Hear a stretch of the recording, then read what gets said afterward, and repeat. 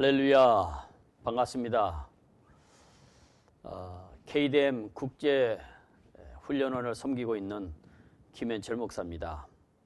오늘 함께 공부할 것은 바로 사도행전 말씀입니다. 사도행전은 세 가지 관점에서 우리가 함께 연구를 해야 될 것 같습니다. 첫째로는 성경 66권의 전체 주제를 우리가 요한복음 5장 39절에 근거하면은 예수 그리스도와 그분의 나라,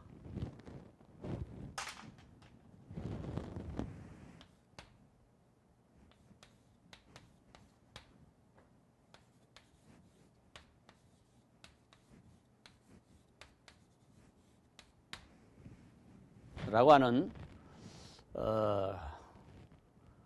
관점에서 사도행전은 바로 그분의 나라가 바로 영생하는 이런 하나님의 나라, 그래서 하나님의 나라의 관점에서 우선 우리가 해석이 돼야 되겠고, 두 번째로는 구약 성경 전체가 39권인데 그 39번이 사실은 삼위일체 하나님 가운데서 성부 하나님 중심으로 영원한 때 작정하시고 계획하신 일들을 모형과 그림자로 이렇게 계시하셨다고 보면은 성자 하나님 되시는, 이위 되시는 성자 하나님께서는 마태, 마가, 누가, 요한, 사복음서, 그래서 성자 하나님 중심의 실체 말씀과 또 그림자로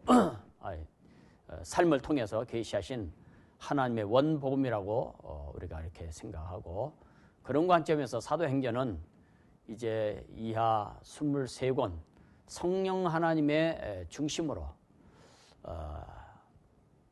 역사하신 그 약속의 성령을 받은 제자들을 통해서 증거된 우리 주 예수 그리스도와 하나님 나라로 이렇게 볼 때에, 두 번째로는 사도행전은 우리가 바로 교회 시대에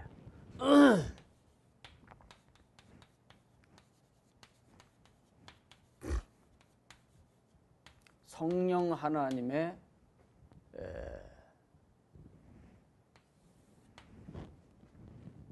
역사를 통해서 그런 역사의 관점에서 해석이 돼야 되겠고, 마지막으로는 세 번째로는 삼위일체 하나님의 공동 관심사라고 볼 수 있는 일이 되시는 성부 하나님께서는 창세기 12장 1절, 2절, 3절, 4절, 그리고 이위 성자 하나님의 관심사라고 볼 수 있는 마태복음 28장 이제 18절에서 20절, 그리고 또 삼위 되시는 성령 하나님의 관심사라고 볼 수 있는 사도행전 1장 8절, 그래서 땅의 모든 족속이 복을 받기를 원하며 또 모든 족속으로 제자 삼기를 원하시고, 그래서 이 복음이 땅 끝까지 증거되기를 원하시는 선교적 차원에서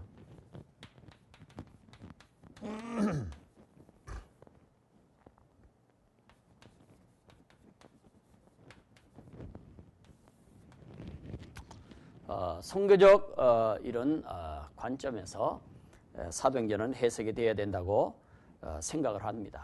그래서 이런 관점에서 목회하는 한 사람으로서, 또 강단에서 강의하는 한 사람으로서, 또 평소에 여건이 주어지는 대로 중국을 대상으로 해서 각 나라의 지도자 양육을 위한 단기 선교 사역을 하고 있는 사람으로서 가지고 있는 소신을 중심으로 해서 이 사도행전을 함께 생각해보고 또 연구해보고자 합니다. 특별히 이번에는 우리가 제일 첫 번째 관점인 영생하는 하나님 나라 관점, 그래서 이 영생하는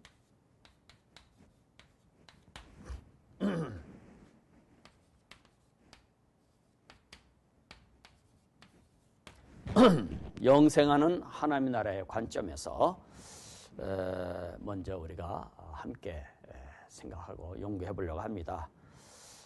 자, 이번에 강의는 제일 첫 번째로서 영생하는 하나님 나라의 관점에서 공부하는데, 먼저 우리가 믿는 하나님은 어떤 분이신가? 그래서 우리가 믿는 하나님,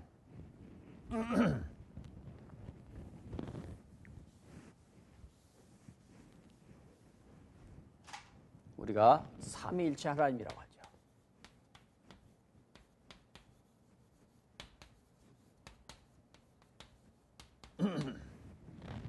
성부와 성자와 성령 하나님, 그래서 삼일체 하나님을 우리가 믿고 있는 것입니다. 그래서 삼일체 하나님은 존재 양식에 있어서는 각각 독립된 인격체로서 개체로 존재하지만은 본질에 있어서는 서로 완전 동일한 일체라고 이렇게 보는 것입니다. 말이 좀 어려울는지 모르겠습니다만, 그래서 성부와 성자와 성령 각각의 실존하는 인격을 갖고 계시는 독립적인 개체로서의 존재도 하지만은 동시에 또 본질에 있어서는 성부나 또 성자나 성령 하나님의 동일하신, 그래서 일체라고 하는, 그래서 구약과 신약에는 이런 증거들이 말씀에 많이 기록이 되어 있는데, 그것은 구체적으로 우리가 이제 조직신학을 공부할 때에 우리가 함께 더 공부하겠습니다. 그래서 우리가 믿는 하나님은 삼위일체 하나님, 그리고 그 하나님은 영원부터 영원까지 살아계신 하나님이다.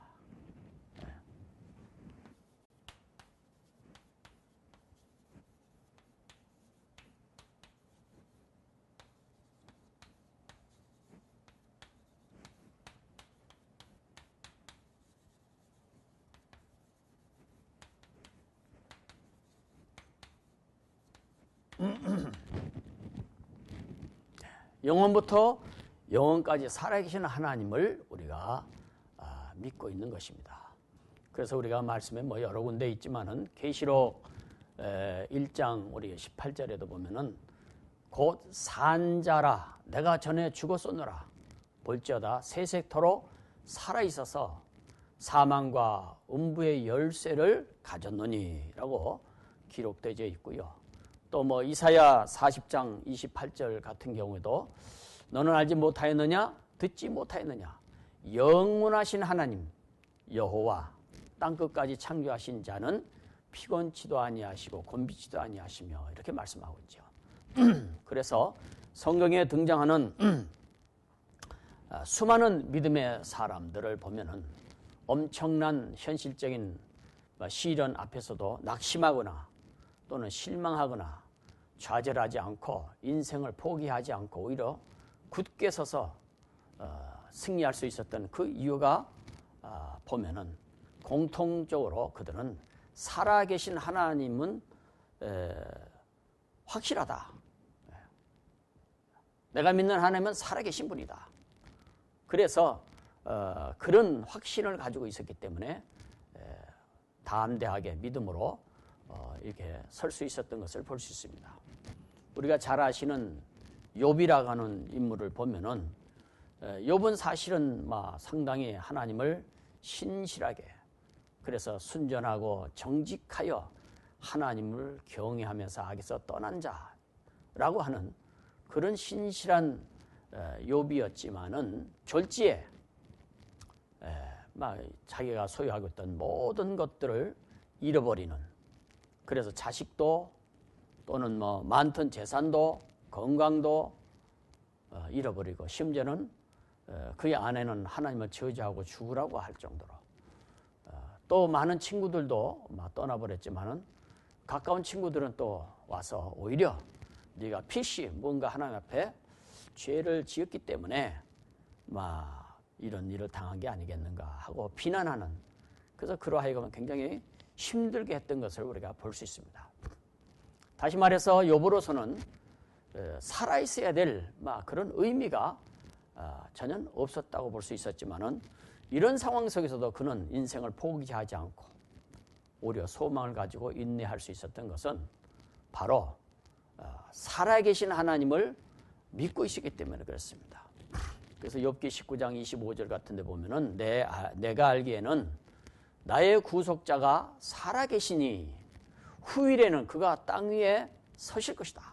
그러니까 살아계시니 라고 하는 고백을 하고 있는 것을 볼 수 있습니다. 나의 하나님이 살아계시다는 것, 그 사실을 욥으로 하여금 인내해야 될 필요를 갖게 했고, 그리고 살아있어야 될, 그리고 그런 상황 속에서도 소망을 버리지 말아야 될 이유가 바로 거기에 있었던 것입니다. 그래서 욥은 23장 10절에 보면은 나의 가는 길을 오직 그가 아시나니 그가 나를 단련하신 후에는 내가 정금같이 나오리라. 그래서 욥에게 일어난 일들에 대해서 땅에서 그 해답을 찾으려 했던 많은 사람들은 답을 찾을 수가 없었죠. 하늘의 하나님과 사단과의 관계에 있어서 일어났던 일이기 때문에 땅에서는 해결점을 찾을 수가 없었던 것이죠. 따라서 하나님의 사람들은 항상 땅에서 일어나는 여러 가지 일들을, 땅에서 문제를 해결해 보려고 할 것이 아니라 위를 바라보면서 살아계신 하나님으로 말미암아서 이유를 찾고, 그래서 우리 믿음의 하나님의 사람들도 항상 위를 바라보고 살아야 될 줄로 믿습니다. 사도 바울은 골로새서 3장 2절에 그래서 위의 것을 생각하고 땅의 것을 생각하지 말라, 이렇게 권면하고 있죠. 그리고 우리가 잘 아는 다윗도 역시 그랬습니다. 다윗이 사실은 골리앗을 상대해서 이렇게 담대하게 나갈 수 있었던 것은 그가 평상시에 삶 속에서 살아계신 하나님을 직접적으로 늘 체험했기 때문에, 그래서 전혀 두려워하지 않았던 것이죠. 그래서 사무엘상 17장 34절 37절의 말씀에 보면은 다윗이 사울에게 고하되 주의 종이 아비의 양을 지킬 때에 사자나 곰이 와서 양떼에서 새끼를 움키면 내가 따라가서 그것을 치고 그 입에서 새끼를 움키면 내가 따라가서 그것을 치고 그 입에서 새끼를 건져내었고 그것이 일어나 나를 해하고자 하면 내가 그 수염을 잡고 그것을 쳐 죽였었나이다 라고 얘기하죠. 그러면서 다윗이 주의 종이 사자와 곰도 쳤은즉 사시는 하나님의 군대를 모욕한 이 할례 없는 블레셋 사람의 일이야, 이러면서 아주 담대하게 참 나아가서 싸우는 것을 볼 수 있습니다. 그래서 그분이 살아 계시다는 것, 이 사실은 다윗뿐만 아니라 많은 사람들에게 용기를 주었고 또 행동할 수 있는 이유가 되어왔던 것입니다. 우리가 충성해야 될 이유도, 또 우리가 억울한 일을 만나면서도 참아야 될 이유도 바로 하나님이 살아계신 하나님, 우리가 믿는 하나님은 영원부터 영원까지 살아계신 하나님이시기 때문에 우리는 낙심하지 말고 열심히 주어진 직분과 사명을 위해서 믿음으로 살아야 될 줄로 믿습니다. 그리고 세 번째, 우리가 믿는 하나님은 일하시는 하나님.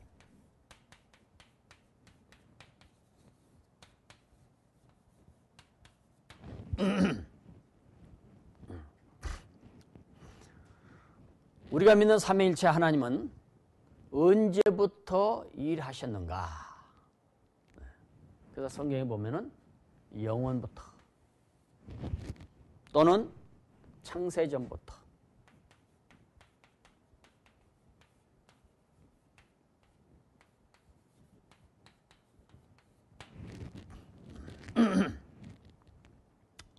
그래서 디모데 후서 1장 9절을 보면은 하나님이 우리를 구원하사 거룩하신 부르심으로 부르심은 우리의 행위대로 하심이 아니요 오직 자기 뜻과 영원한 때 전부터 그리스도 예수 안에서 우리에게 주신 은혜대로 하셨다. 이렇게 말씀합니다. 저와 여러분들을 예수 안에 부르셔서 구원을 받게 하신 것은 우리들의 어떤 착한 행실이나 선함이나 또 앞으로 뭐가 쓸만한 어떤 구석이 있어서 하신 것이 아니라 오로지 하나님의 뜻. 그래서 영원한 때전,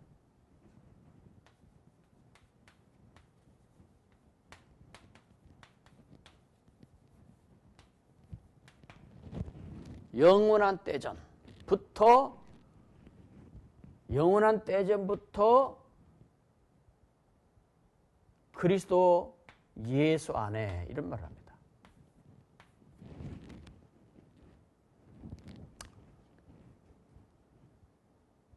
이 영원한 때전부터 그리스도 예수 안에 저와 여러분들을 하나님이 아시고 정하시고 택해 놓으셨다. 이런 말을 해요. 그러니까 우리가 에베소서 1장 우리가 4절 5절에도 보면은 창세전에 그리스도 안에서 우리를 택하사 우리로 사랑 안에서 그 앞에 거룩하고 흠이 없게 하시려고 하는 말을 해요. 그 창세전에 천지 만물이 존재하기 전에부터 그리스도 안에서 세상이 존재하기 전에 이미 그리스도 안에서 우리를 택하셨다 하는 말은 중요한 의미가 있습니다. 나중에 우리가 구체적으로 살펴보겠지만은 하나님께서 이 영원한 때에 일을 하셨는데 그때 하신 일들이 뭐냐면은 작정하시고 또 계획하신 일이라고 말합니다. 작정과 예정이라는 이런 말을 하죠. 성경에 보면은 미리 하나님이 정하신 일들, 세상이 존재하기 전에 그래서 그때 계획하신 일 가운데서 천지 우주 만물을 창조하실 계획 과 두 번째는 구원하실 계획을 세우셨어요. 구원 계획이라고 하죠.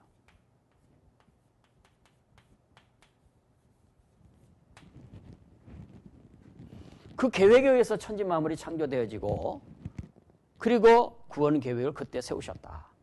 그렇다는 이야기는 창세전부터 이미 인간을 창조하시면은 타락하실 것을 아셨다. 왜냐하면 그때 구원 계획을 세웠기 때문에. 그래서 에베소서에 우리가 4장에 보면은 창세전에 그리스도 안에서 우리를 택하셨는데 왜 택했냐? 우리로 사랑 안에서 그 앞에 거룩하고 흠이 없게 하시고자 하는 말을 하고 있어요. 그 말은 뭐냐면은 우리가 흠이 있고 거룩하지 아니할 것을 전제하는 이야기죠. 그렇기 때문에 하나님께서는 이미 창세전부터 영원한 때전부터 이와 같은 일을 하실 계획을 세우시고 이 일을 하셨던 것을 우리가 볼 수 있습니다. 그래서 우리가 신학적으로 보면 삼위일체 하나님께서는 서로 영원한 때에 함께 계셨는데 거기에서 서로 합의하시기를 우주 만물에 대한 일반 계획이라고 그러죠. 일반 계획. 그리고 특수 계획을 세웠다. 이런 말을 하는데 그 특수 계획이 구원 계획이고 그래서 신학적인 용어로 이것을 작정 또는 예정 이렇게 얘기하죠. 하나님께서는 무한하신 권능과 무한하신 지혜로 과거 영원한 때 전부터 현재와 그리고 장래의 영혼에 있는 모든 일들을 그 일에 대한 진로를 선택하시고 그리고 결정하셔서 그 계획이 이렇게 진행될 것을 세우셨다 그때. 그래서 그런 일들을 세우신 그 계획을 작정이라고 말하고, 그래서 이 작정이란 말은 신학적인 용어에서는 여러 가지 의미가 있는데, 첫째는 우리가 뿔레라고 그래가지고 도모하다, 뜻하다 이런 원어 용어가 있는데요. 그거는 사도행전 2장이나 4장이나 뭐 히브리서로 말하는데요. 거기 보면은 2장 23절에도 그러죠. 그가 하나님의 정하신 뜻과 미리 아신 대로, 이런 말을 해요. 하나님의 정하신 뜻과, 이런 얘기를 하죠. 또 사도행전 4장 28절에도 보면은 하나님의 권능과 뜻대로 이루려고 예정하신 그것을 행하려고 이 성에 모였다. 그래서 하나님의 뜻, 정하신 뜻, 또 하나님은 약속을 기업으로 받는 자들에게 그 뜻이 변치 아니함을 충분히 나타내시려고, 이런 말도 하는데, 또 우리가 주님께서 오셔서 우리에게 기도하라고 하는 내용 중에 보면은 하늘에서 뜻이 이루어진 것처럼 땅에서도 이루어지기를 기도해라, 이런 말씀하셨어요. 그럼 하늘에서 이루어진 그 뜻이 뭐냐라고 할 때에 신학적인 용어로 그것이 하나님이 계획하신 작정과 예정이다, 이렇게 얘기하죠. 그래서 그런 용어로 뜻이라고 하는 말을 뿔레라고 하는 말로 이렇게 뿔레, 도모하다, 뜻하다, 이런 의미가 있고요. 그 다음에 델레마라고 하는 원어가 있어요. 우리말로 이 원함, 이런 의미가 있는데, 에베소서 1장 11절 같은 데 보면 모든 일을 그 마음의 원대로 역사하시는 자의 뜻을 따라, 이런 말을 하거든요. 그 마음의 원대로라고 하는 말이 델레마라고 말을 하죠. 그리고 또 세 번째 보면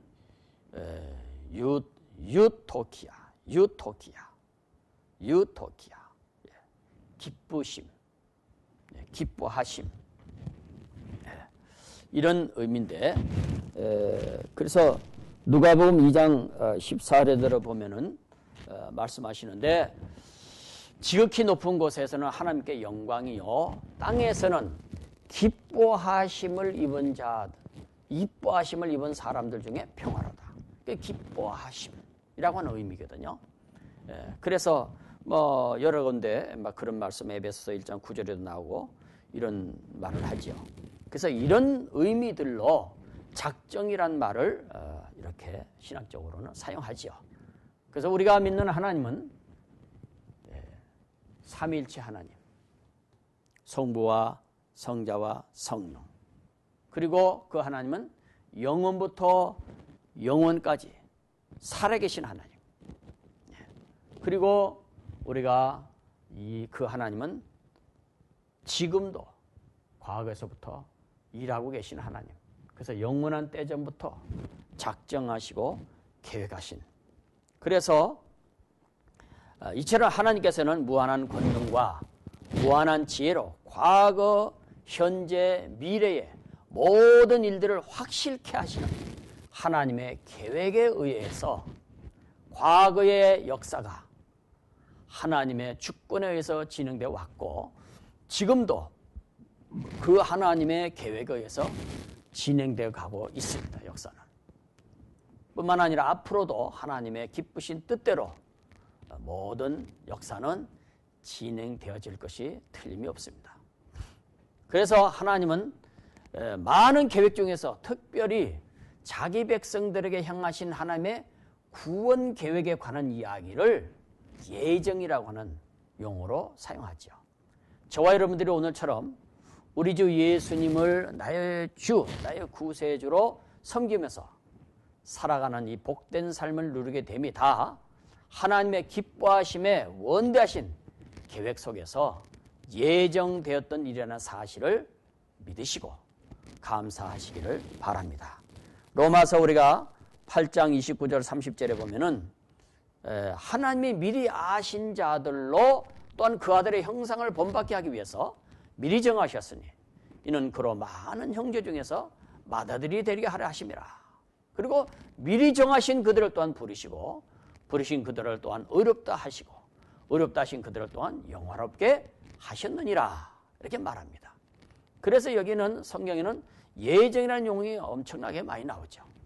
그래서 이렇게 우리가 믿는 하나님은 삼위일체 하나님, 성부와 성자와 성령 하나님, 각각의 존재하시는 존재에 있어서는 각각 개별로 인격을 가지고 계시는 존재를 하지만은 본체에 있어서는 동일하신 본체로서 일체되신 하나님, 또 그 하나님은 영원부터 영원까지 살아계신 삼위일체 하나님, 그리고 지금도 영원부터 지금까지도 여전히 일하고 계시는 하나님. 그래서 오늘 이 시간에는 서론적으로 우리가 사도행전을 공부하기 전에 서론적으로 우리가 믿는 하나님은 어떤 분이신가를 우리가 이렇게 살펴봤습니다. 감사합니다. 다음 시간까지 함께 하시겠습니다.